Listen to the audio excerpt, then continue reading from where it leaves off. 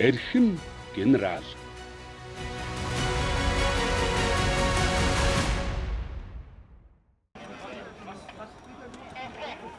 Залуучуудаа нөмөр нөөлөг болчих юмсан л гэсэн юм бодолтой явдаг, бахархдаг. Зарим дарга офицеруудтай бол хэлдэг. Ахлагч бол хүн байдгийг шүү. Та нар энэ ахлагч нар байж бидний энэ ажил явж байгаа шүү. Ер нь хүний амьдралын бэрхшээлтэй ахлагч нар л хань болдог. Ер нь. Тийм учраас ахлагч нар өмөрдөг. Өмөрөх гэж л энэ албан тушаал дээр ажлыг эрхэлж байгаа шүү дээ. Чи ямааг өмөрлө гэж намайг энэ албан тушаал дээр тавьж байгаа болохоос биш. Өөр юм байхгүй. Амьдралын үнэн бол энэ. Юугаар ч ялгагдахгүй. Ганц хариуцлагаар л ялгагдана. Энийг л ойлгох хэрэгтэй.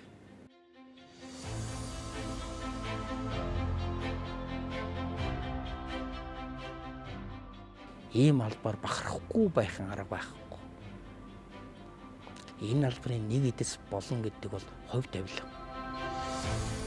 Батмунхийн Ууганбаяр онцгой байдлын ерөнхий газрын харьяа 116 дугаар ангийн захирагч бригадын генерал 1977-оос 1987 онд ерөнхий боловсролын сургууль, 1987-оос 1991 онд цэргийн нэгдсэн дээд сургууль, 1998-аас 1999 онд төрийн захиргааны институт, 2003-аас 2005 онд удирдлагын академи. 1999 онд Улсын иргэний хамгаалтын газрын даргаараа сүндүү генерал байсан. Тэгээ Булган аймагт ажиллаар очиод за би нэг ажил төрлөө танилцуулсан юм шиг байна. Нэг жоохон под хийсэн ажил танилцуулсан юм хаашаа. Чи Улсын иргэний хамгаалтын газар ирж ажилланаа. Актинд явна гэдэг. Тэгээд 99 онд шууд тушаал гараад тэгэл би одоо Улаанбаатар хотод ирээд Улсын иргэний хамгаалтын газар гэдэг энэ байгууллагад ажилласан. 29 жил иргэний хамгаалтын байгууллага, гамшигаас хамгаалах байгууллага. За сүүлд нь онцгой байдлын байгууллага гэдэг энэ байгууллагад тасралтгүй ажиллаж байгаа.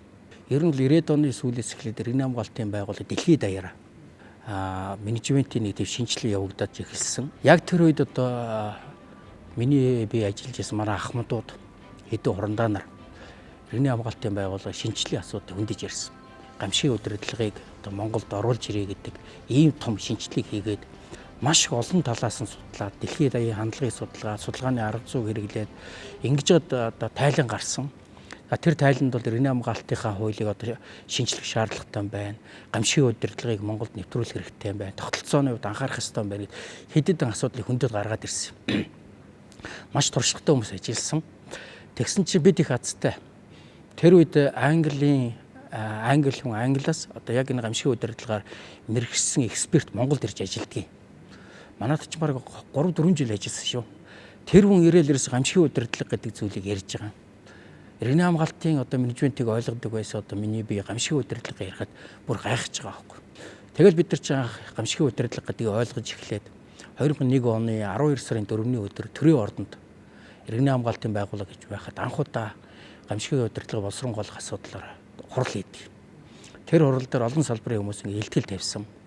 За тэгээд тэр хурлын дараа юу яригдсан бэ гэхээр иргэний хамгаалтын тухай хуулийн шинжлэх шаардлагатай байна гэдэг асуудал маш өргөөрөнд яригдсан. Удирдлагын дээд түвшиндээ одоо дэмжсэн. Ингээд хууль боловсрогдоод ирсэн батлуулах дээр тулсан тэгэхэд батлан агуулгах салбараас одоо журмын нөхд маань иргэний хамгаалтын гэдэг үгээ өгөхгүй гэсэн. Иргэний хамгаалт ер нь батлан агуулгах салбарын үг гээд тэгээд хууль ингээ гацаад ганцхан хоногийн дотор гамшигаас хамгаалах гэж нэр авч яла.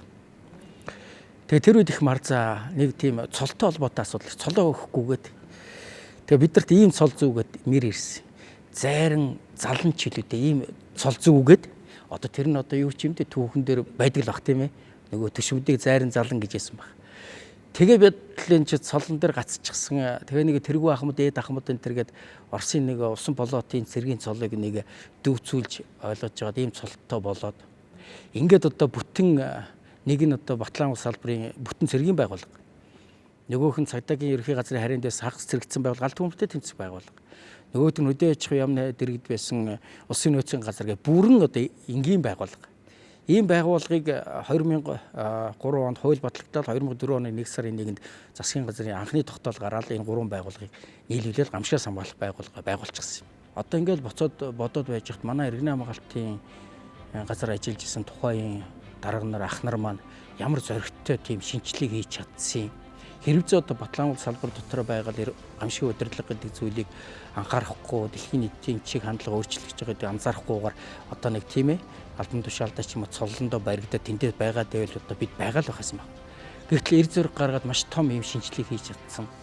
Тэгээ би улсын иргэн хамгаалтын газар ажиллаж исэн тухайн үед ажиллаж байсан ах нараараа бахархаж маш их бахархаж явдаг. Тэднээс маш их зүйл сурсан.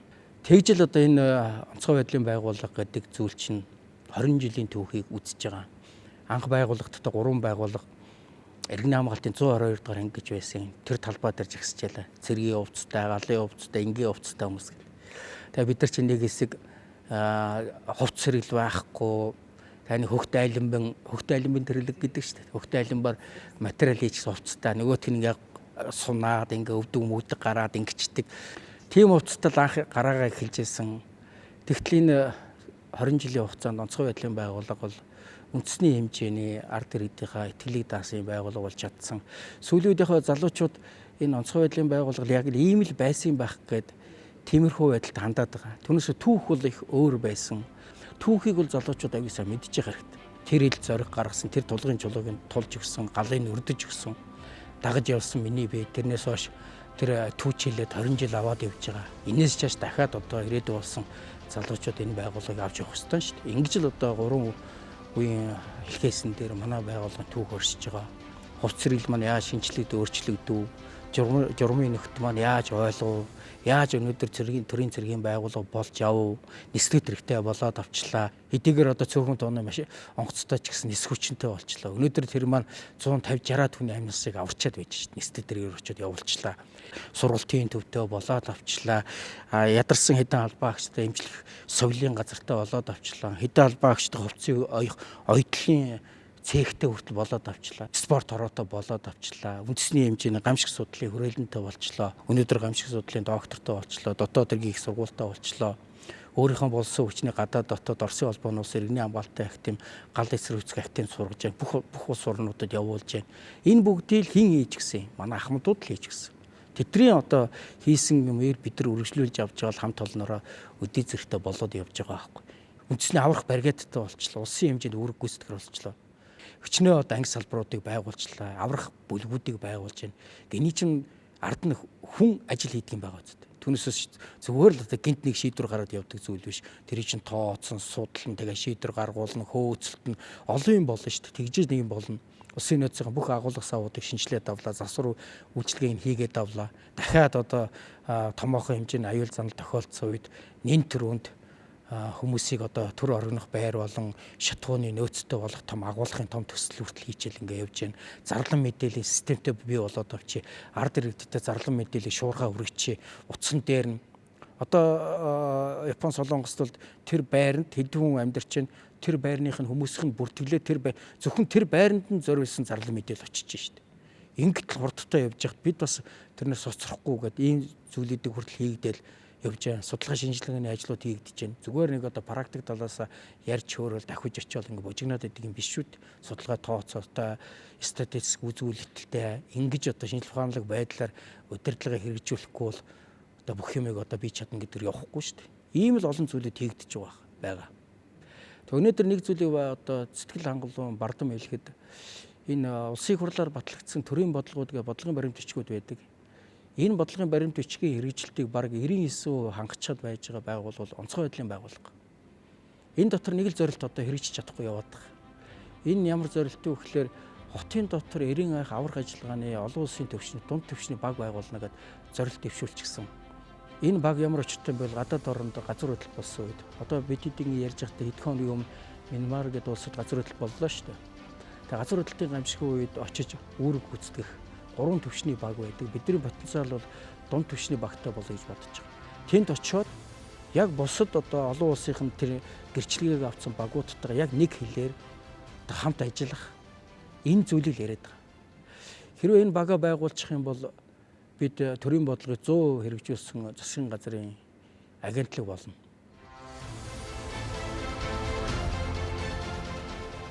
1991-ээс 1992 онд цэргийн нэгдсэн дээд сургуульд дамжааны захирагч 1992-оос 1993 онд Батлан хамгаалах яамны ард талыг удирдах газарт мэргэжилтэн 1996-аас 1999 онд Булган аймгийн цэрэг иргэний хамгаалалтын штабт ахлах офицер. Манай гадаад харилцаа хамтын ажиллагаа бол өсрөнгөө хөгжсөн. Энийг бол баттай хэлье. Анх дөнгөж тэр үед чинь гамшигын удирдлагаар Англид нэг залуу яваад мастер хамгаалаад ирсэн. Иргэний хамгаалтын хойдлолын академийн дээд курсэд хэдэн хүн төгссөн. За манай гал унтраах чиглэлийн хүмүүс бол гал унтраах тухайн үеийн гал унтраах дунд сургууль гэж тэрийгэ төгсчихсэн. Оросын улбаны улсын гал эсрэгүүц академи төгсчихсэн. Ийм л мэргэжлийн болсон хүчтэй байсан. Яг гамшигын удирдлагын гэдэг чинь өнөөдрийн энэ онцгой байдлын менежментийг хэрэгжүүлэхээр болсон хүчний хомсдол их байсан. Тэгэл одоо болсон хүчний чадваржуулах гээд дотоод сургууль болчлоо. Хэд хэдэн анги бэлдэж байна. Нөгөө мэргэжлийн индексийн боловсрол шинжилгээ ухааны яамны боловсрол шинжилгээ ухааны сайдаар батлуулчихсан онцгой байдал мэргэжилтэй боллоо. Гамшигын удирдлагын мэргэжилтэй боллоо. Улсын нөөцийн чиглэлээр бэлдэж байна. За мэдээж гал унтраах чиглэлээр бэлдэж байна. За ахлагч нарынхаа индексийг бас батлуулаад авчихсан. Тодорхой усчин аврагч гэдэг юм, дислэгч аврагч гэдэг юм уу, шүхэрчин аврагч гэдэг юм уу, дуудлагч аврагч гэдэг юм уу, жолооч аврагч гэдэг юм уу 7-8 мэргэжлэр байдаг байхгүй. Энэ болгон дээр мэргэжлийн индексийг батлуулаад авчлаа. Тэн сургууль сурдаг болж байна. Одоо үндсэн том бас мэргэжлийн болсон хүчин бэлтгэж байгаа уурхай бол Оросын улбаны улсын иргэний хамгаалтын гал эсрэгүүцэх академид суралцж байна. Үн төлбөрөөр суралцж байна. За дээр нь саяхнаас одоо болсон хүчнийхээ үр шимийг хүртээд эхэлж байгаа нэг асуудал бол бүр иргэний хамгаалтын дээд сургууль гэж байна. Тэр нь бакалавраар бэлдэж байгаа 4-5 жил. Жинхэнэ одоо тэнд чинь нөгөө хэлийн сураад бүх юм мэдээд ирж байгаа болсон хүчин гараад ирж байна. Гал эсрэгүүцэх дээд сургууль төгсөөд ирж байна. Тэр хоёр чинь бас жинхэнэ нөгөө элдвэр нь хангагдсан болсон хүчин гэрчээр мэргэжлийн төвшөнд сураад ирж байгаа. Одоо гагцгүй яах хэрэгтэй гэвэл туршлага дээр ажил, практик дээр ажиллаад туршлагыг нийлүүлчих юм бол гараад ирж байна. За мастер зэрэгээс гадна докторийн зэрэг бас сурж байна. Солонгос сураад ирж байна, Таиландд сураад ирж байна, Индээс сураад ирж байна. Үгүй ер нь Польшийн цэргийн урлагийн академид хүртэл явуулж байна. Фрунзе академид хүртэл яваад ирсэн. Үгүй эн чи одоо манай болсон хүчний хувьд бол чадахжуулах дээр маш том шуурга явагдаж байгаа юм шүү дээ. Бүр өстө маш том шуурга авахгүй энэ чинь хүчтэй бүр одоо аюулт үзэгдлийн дайны тийм шуурга явагдаж болсон хүчнээ бэлдэж чинь чадахжуулж байна. Батмунхийн ууган баяр онцгой байдлын ерөнхий газрын харьяа 116 дугаар ангийн захирагч бригадын генерал 20 эдхэн наснаас иргэний хамгаалтын байгууллага, гамшигаас хамгаалах байгууллага, онцгой байдлын байгууллага гэдэг энэ олон нэршлиг өөрчлөгдсөн байгууллагада одоо 29 жил, 30 жил амьдралаа зориулсан болохоор жоо харан байдаг. Зарим зүйл төр жоо эмзэгээ. Би ч өөр их шүүмжлүүлдэг шүү дээ бас. Нэг одоо латин үг байдаг үстэй. Хэвтэж байгаа хүн бүдрэхгүй гэдэг. Хэвтэж байгаа юм чи тэр юунд бүдрэх юм? Юу ч хийхгүй л хэвтэж байгаа шүү дээ. Тэгээ явж байгаа, гүйж байгаа, харьяаж байгаа энэ байгууллага чи амьд организм юм чи бүдрэх юм гарна. Тийм биз дээ. Унж уссаар нулимсаа туслуулсаар инээж өхөрсөөр гал урагшаал явна шүү дээ. Өөр яах юм бид нар. Тэгэл одоо нэг тийм ээ. Их салхины аясаар ийшээ салхи ийшээ налж унаал, ийшээ салхи ийшээ налж унаа. Инхэхгүй шүү дээ. Бидний үндсэн том зарчим байна, төр байна, тусгаар улс байна, төрийн том агентлаг байна. Урагшаа явдаг зумаараа голын ус голдрлаараа урсна гэж урсдгаар л урсан шүү дээ бид нар. Яг уу зам тийм юмнууд байдаг. Эмзэг хандах асуудал ч байдаг, гомдох юмнууд байдаг. Тэглээг тангар өргөц албаагч няцаатайхан байхгүй. Урагшаа явдгаараа л явна.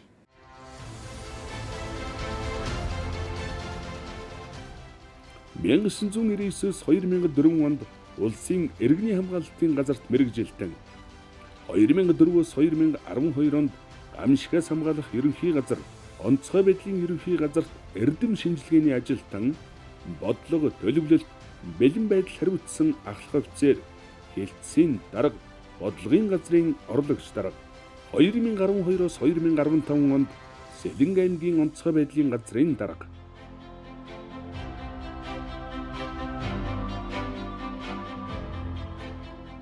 Ковидын үед онцгой байдлын байгууллага шуургай штабыг удирдсан. За тэгэл эрүүл мэндийн байгууллага бусдын яам агентлагууд орсон. Тэг өнөөдөр бол онцгой байдлын байгууллагыг бол хүмүүс тэр мөчөөс хойш штэ ойлгох хандлага нь шал өөрөөсөн. Онцгой байдлын байгууллага гэхэлэр нэг гал унтраадаг чиг үүрэгтэй л гэж ойлгоод байсан штэ. Гэтэл өгөө энэ чинь бүр том үндэсний хэмжээнд удирдлага зохицуулалтаар хангадаг ийм мэрэгжлийн байгууллаган байна гэдгийг ойлгож авсныг хожимоо л ингээл хүмүүстэй ярилцсан явж байхдаа мэдэрсэндээ энэ байгууллагад хувь нэмэр оруулсан да. Тэр олон хүмүүст хам зүтгэж жагаад ийм юмыг хийж чадсан да. Дотор жоохоо маш жоохон сэтгэл хангалуун байдаг. Тэр 2 жилийн хугацаанд их бэрхшээлтэй байсан. Шүүмжлэл байгаа л байгаа. Бид нар чинь зарим талаараа яг ингээд ажил гадна талдаа хавь мэдээлэлээр бид нар мэдээ зэдэл өгчвөл тэгэл хүмүүс тэрийг хүрээнд ойлгочгол ингээл яваад байгаа боловч яг хөшгөний цаатал дээр ямар бэрхшээл учирч яасан, ямар хүмүүстэй муудаж яасан, яаж тулдж яасан, заримдаа хэлэхгүй хүртэл сонгож хэрүүл маргаан хийж яасан гэдэг олон зүйлүүд байгаа. Манай улсын онцгой комиссын шуурхайчтай бол энэ ковидтэй холбоотой ямар ч одоо тусламжийн барааг хүлээж авах мөнгө төрөх холбоотой нэгэнтэй ч холбогдоогүй. Бидний өөр биш байсан байхгүй юу? Манай ааштай бол зүгээр техник ажлуудаа хийж байсан.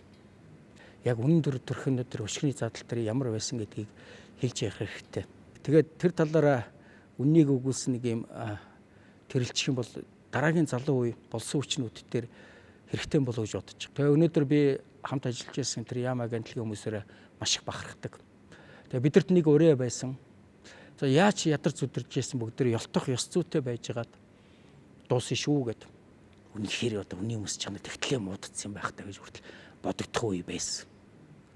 Аимшигтай зарим үед яг ингээд галын борон дотор байсан яваад өгнө. Алга болчихно. Амиа бодно. Өчнөө юм байдаг байхгүй. Би энэ болгоны номон дээр дурдъя л гэж бодож байгаа. Тэр тусгаарлах байранд байж байхдаа яа дөвчгөнж байсан. Гэтэ ер нь бол нэг ажлыг ганцхан хүн л дотор нь бужигн болчихдаг л нураачдаг. Тэгэхдээ одоо энэ ажиллаа хийж байгаа төрийн албаа агч нарыг хамгаалт ерөөс байдаг. Тэгэл нэг хүний юмар яваал одоо нөгөөдөл чинь шийдвэр гаргаж байгаа хүмүүс чинь ингэж явчихдаг.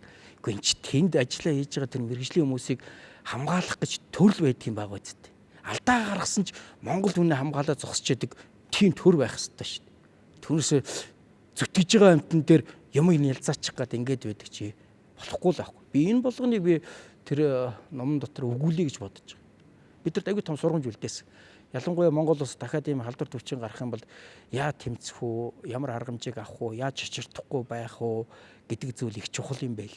Тэгээ мэрэгжлийн байгууллагууд мэрэгжлийн өндөр түвшинд ажиллах шаардлагатай байна гэдгийг олж харсан. Мэрэгжлийн хүмүүс мэрэгжлийн ажлаас зутаачглаар л ерөөсөө тэгэл хөөс. Тэрээс авиг хэцүү. Маш хэцүү. Хинт итгэж найдах уу гэдэг зүйл төр сүлд ундаг. Тэгэл одоо тэгэл эрд зориг, харизм гаргаад зарим зүйлийг одоо хийн штэ. Тэр цэргийн төв эмнэлэгт нас орсон эмэгтэй нэг охинтойгоо уулзсан. Оруулах уу гэсэн чинь болохгүй. Нэг өсвөтөл мэдээж тэр халдвар хамгааллын дэглэм гэдэг яс орчод болдог. Болохгүй уулзлахгүй. Тэгээ шийдвэр гаргасан, тэгээ штаван дарга шийдвэр гаргахаар болсон. Бухимдсан, ууралсан. Гэхдээ хүний амьдрал штэ гэдэг. Тэр халдвар хамгааллын хувцсыг давхарлаад өмсвөл скотчор ороогод оруул.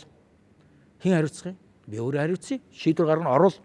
Тэгээд яг тийм халдвар хамгааллын дэглэмт болгоход тэр мэрэгжлийн хүмүүс чинь тийм юмнаас ингээ зайгаа орчиж байгаа байхгүй ямар нэгэн байр суурь илэрхийлэх. Тэгэл оруулаад тэр мөө охины хөөх ээжтэй нь уулзсан шүү дээ. Өөрийнхөндөө уурс хүний амьдрал шүү дээ та нар дээр ийм тулчаад одоо ээжтэй нь уулзахыг хамгийн сүүлийн мөч болчиход байхад юунаас айгаад байгаа. Юунаас айдгийг наадах чи. Одоо бид нар өвчин тусвал өхөн л өхгүй л амьд дагаал ингээ гарна шүү дээ гэдэг. Тэгэл хатуул үзчихсэн. Тэгээ хүүхдийг бол уулзалж лээсэн. Олон одоо тийм эрсдэлтэй шийдвэр гаргасан. Тэрийг номон дотор бас нэг айтайхан шиг дурдж өгүүлээ гэж дотор бодоол байдаг. Манай ард түмэн чи их зөв хэлээ, зөв чиглүүлээд, зөв мэдээлэл өгөөд, зөв удирдах юм бол их сайхан ард түмэн шүү дээ. Яг тэрийг бол би олон юм зүйл дээр мэдэрчээсэн.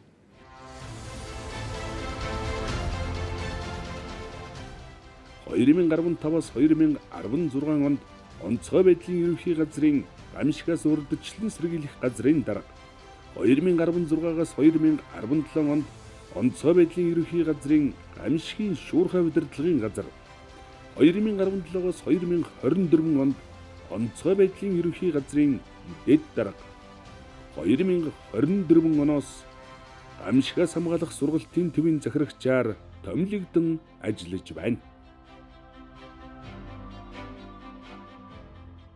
Түркт Монголын багийг удирдах яв гэж засгийн газраас үүрэг өгсөн. Ерхий сайд үүрэг өгсөн.